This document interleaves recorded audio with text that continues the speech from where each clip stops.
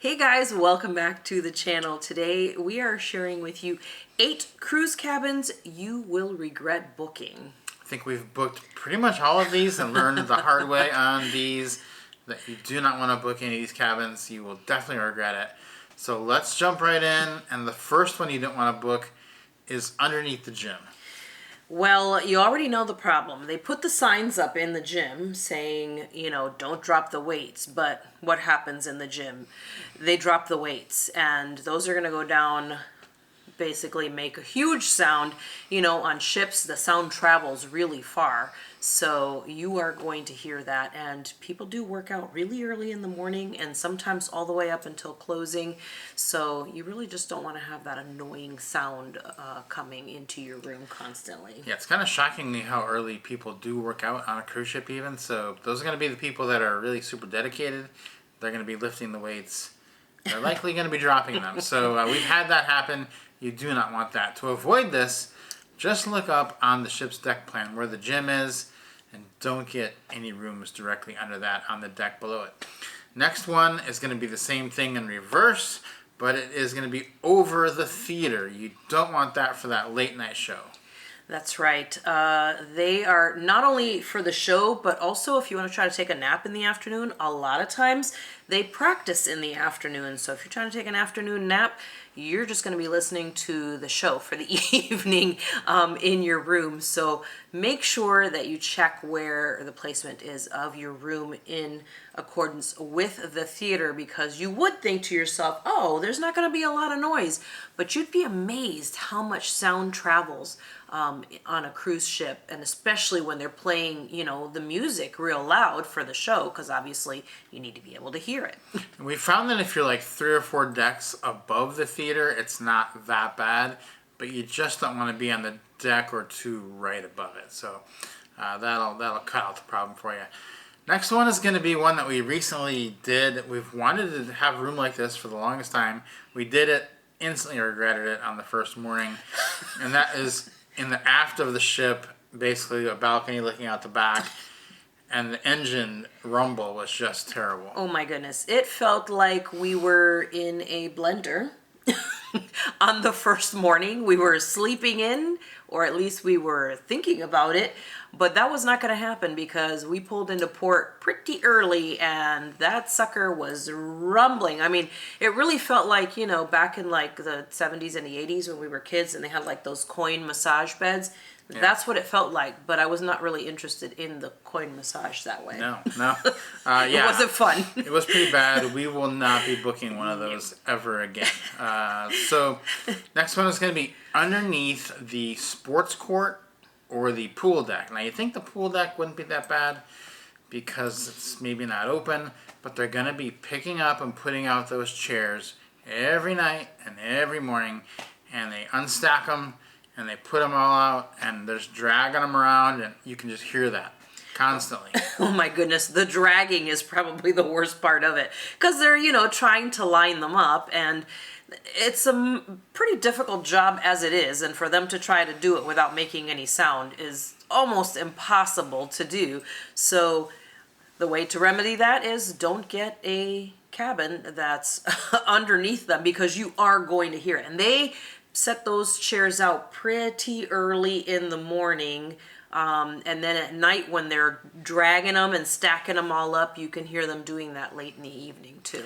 This next one's going to apply mostly to a transatlantic or a transpacific, any cruise where you're basically going in a straight line the whole time, and that's going to be a room that is facing the sun, so facing south. You don't want to be in one of those rooms because that sun is just going to be beating down on you all afternoon. We found that when we're in one of those rooms, it's very difficult to get the air conditioning to keep up. So when we're on a transatlantic, transpacific, we always book a northern facing room. Yeah, the room really stays so hot. You lose all the bonus of having a balcony room because you can't sit out on your balcony because the furniture is going to get so hot with the sun facing it.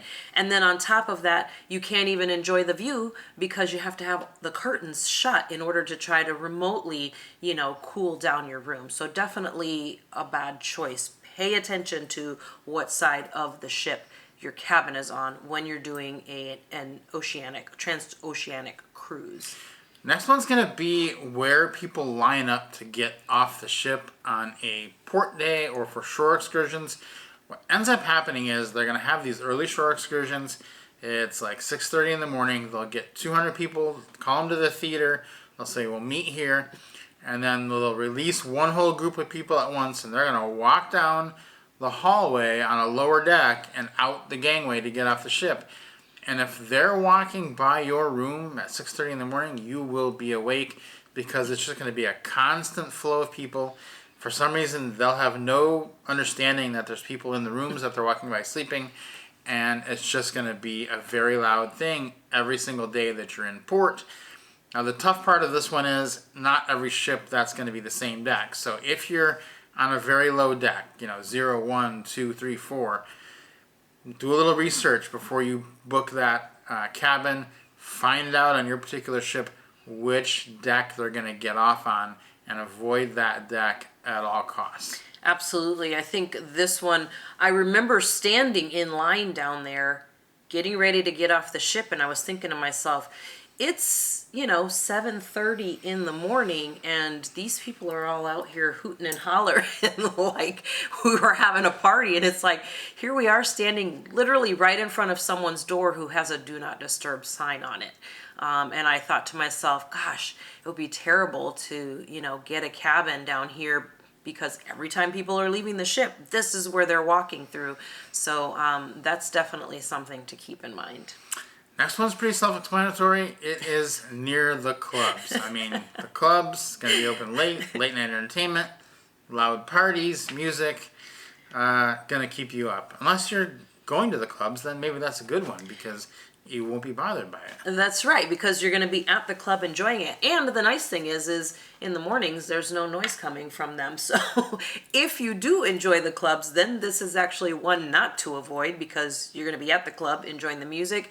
And by the time they turn it off at, 1, 2 in the morning, whatever, then you'll be just going to your room and you'll be perfectly fine, and you can sleep in because there'll be no noise in the morning. But for pretty much anybody else who's not interested in that or is not going to be doing that every night, you're going to want to get away from the clubs. Yeah, this next one is kind of tricky, but it's very important, because we always want to pick a cabin where we're surrounded by other cabins. So in other words, across the hall from us there's cabins above, below, because in general other cabins are going to be the quietest thing on a cruise ship. So you might look at a diagram of a cruise ship and see your cabin, and then across the hall there's just a big blank empty space.